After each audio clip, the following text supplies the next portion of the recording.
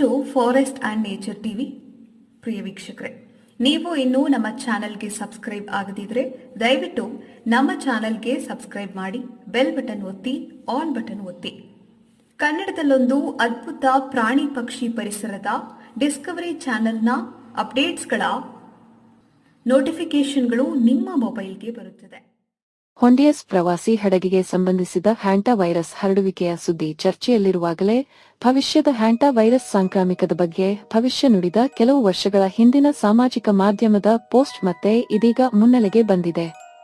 ಇದು ವಿವಿಧ ಸಾಮಾಜಿಕ ಜಾಲತಾಣಗಳಲ್ಲಿ ಭಯ ಮತ್ತು ಊಹಾಪೋಹಗಳಿಗೆ ಕಾರಣವಾಗಿದ್ದು, ಇದು ಮೂಲತಃ 2022ರಲ್ಲಿ ಹಾಕಲಾಗಿದ್ದ ಈ ಟ್ವೀಟ್ ಈಗಿನ ಜಾಗತಿಕ ಕಳವಳದ ನಡುವೆ ವೈರಲ್ ಆಗಿದ್ದು, ಈ ಅಪರೂಪದ ವೈರಲ್ ಕಾಯಿಲೆಯ ಬಗ್ಗೆ ತಪ್ಪು ಮಾಹಿತಿಗಳು ಹರಡಲು ಕಾರಣವಾಗಿದೆ. ಹಾಗಾದರೆ ಈ ಹ್ಯಾಂಟಾ ವೈರಸ್ ಎಂದರೇನು? ಅದು ಹೇಗೆ ಹರಡುತ್ತದೆ? ಅದಕ್ಕೆ ಪರಿಹಾರವೇನು? ಹ್ಯಾಂಟಾ ವೈರಸ್ ಮುಖ್ಯವಾಗಿ ಇಲಿ ಮತ್ತು ಹೆಗ್ಗಣಗಳ ಮೂಲಕ ಹರಡುವ ಒಂದು ಗಂಭೀರ ಕಾಯಿಲೆಯಾಗಿದೆ. ಇದು ಇಲಿ ಅಥವಾ ಹೆಗ್ಗಣಗಳ ಮೂತ್ರ, ಲಾಲಾರಸ ಅಥವಾ ಮಲದ ಸಂಪರ್ಕದಿಂದ ಹರಡುವ ವೈರಸ್. ಇದು ಮನುಷ್ಯರಲ್ಲಿ 2 ರೀತಿಯ ಗಂಭೀರ ಸಮಸ್ಯೆಗಳನ್ನು ತರಬಹುದು. ಮೊದಲನೆಯದು ಹಪ್ಸ್, ಇದು ಶ್ವಾಸಕೋಶದ ಮೇಲೆ ಪರಿಣಾಮ ಬೀರುತ್ತದೆ. ಇನ್ನೊಂದು ಫರ್ಸ್, ಇದು ಮೂತ್ರಪಿಂಡಗಳ ಮೇಲೆ ಪರಿಣಾಮ ಬೀರುತ್ತದೆ. ಈ ಸೋಂಕು ತಗುಲಿದ 1 ರಿಂದ 8 ವಾರಗಳಲ್ಲಿ ಲಕ್ಷಣಗಳು ಕಾಣಿಸಿಕೊಳ್ಳಬಹುದು.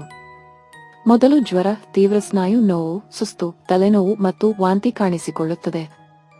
ಬಳಿಕ ಉಸಿರಾಟದ ತೊಂದರೆ, ಶ್ವಾಸಕೋಶದಲ್ಲಿ ನೀರು ತುಂಬಿಕೊಳ್ಳುವುದು ಮತ್ತು ರಕ್ತದೊತ್ತಡ ಕಡಿಮೆಯಾಗುವುದು, ಇಂತಹ ಗಂಭೀರ ಲಕ್ಷಣಗಳು ಕಾಣಿಕೊಳ್ಳುತ್ತದೆ. ಇಲಿಗಳ ತ್ಯಾಜ್ಯದ ವೈರಸ್ ಕಣಗಳು ಗಾಳಿಯಲ್ಲಿ ಸೇರಿದಾಗ ಅದನ್ನು ಉಸಿರಾಡುವುದರಿಂದ ರೋಗ ಹರಡುತ್ತದೆ ಹಾಗೂ ಸೋಂಕಿತ ಇಲಿಗಳು ಕಚ್ಚಿದಾಗ ಅಥವಾ ಅವುಗಳ ತ್ಯಾಜ್ಯವನ್ನು ಮುಟ್ಟಿದ ಕೈಗಳಿಂದ ಕಣ್ಣು, ಮೂಗು ಅಥವಾ ಬಾಯಿಯನ್ನು ಮುಟ್ಟಿಕೊಂಡಾಗ ಈ ವೈರಸ್ ಹರಡುತ್ತದೆ. ಇದು ಸಾಮಾನ್ಯವಾಗಿ ಒಬ್ಬ ಮನುಷ್ಯನಿಂದ ಇನ್ನೊಬ್ಬರಿಗೆ ಹರಡುವುದಿಲ್ಲ. ಹ್ಯಾಂಟಾ ವೈರಸ್ಗೆ ಯಾವುದೇ ನಿರ್ದಿಷ್ಟ ಲಸಿಕೆ ಅಥವಾ ಆಂಟಿವೈರಲ್ ಔಷಧಗಳಿಲ್ಲ, ಆದರೆ ರೋಗಿಯನ್ನು ಕೂಡಲೇ ಐಸಿಯು ದಾಖಲಿಸಿ ಆಮ್ಲಜನಕದ ನೆರವು ನೀಡಬೇಕಾಗುತ್ತದೆ. ಬಳಿಕ ರೋಗಲಕ್ಷಣಗಳು ಕಾಣಿಸಿಕೊಂಡ ತಕ್ಷಣ ಚಿಕಿತ್ಸೆ ಆರಂಭಿಸಿದರೆ ಗುಣಮುಖರಾಗುವ ಸಾಧ್ಯತೆ ಹೆಚ್ಚಿರುತ್ತದೆ.